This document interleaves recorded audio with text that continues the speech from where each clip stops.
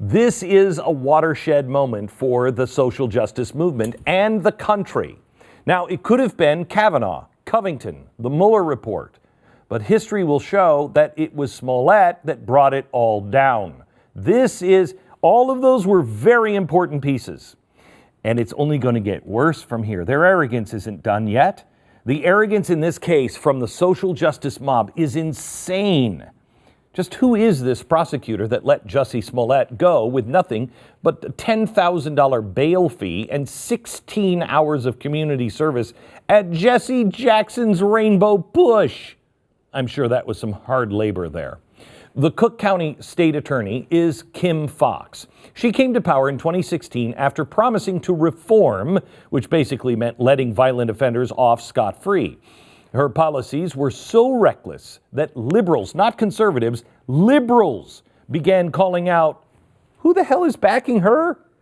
The liberals, revealed that it was George Soros that has given $300,000 to support her campaign. After Fox defeated her opponent, Soros chipped in another $75,000. Now again, this isn't me bringing this up. This was the left. They're eating their own. When the Smollett investigation began to concentrate on charging Jussie, things then took, let's say, a dirty shift, a typical shift in Chicago at Prosecutor Fox's office.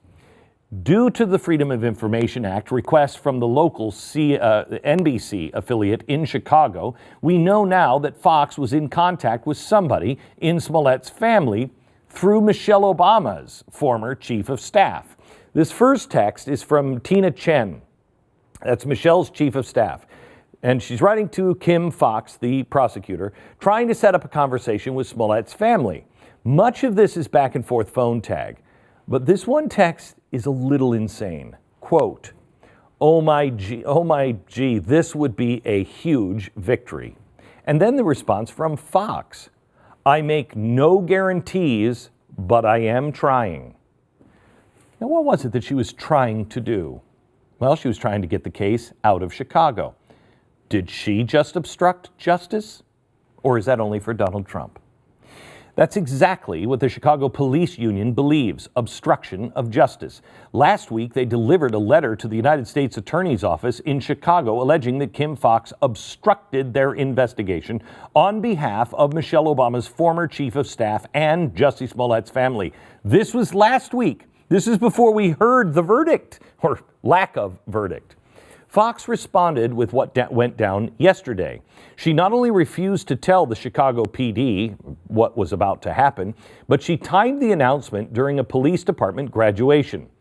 All the top brass were out of pocket for at least 2 hours before they could find out what had happened and could respond. In short, absolute war between the prosecutor's office and the police and the mayor.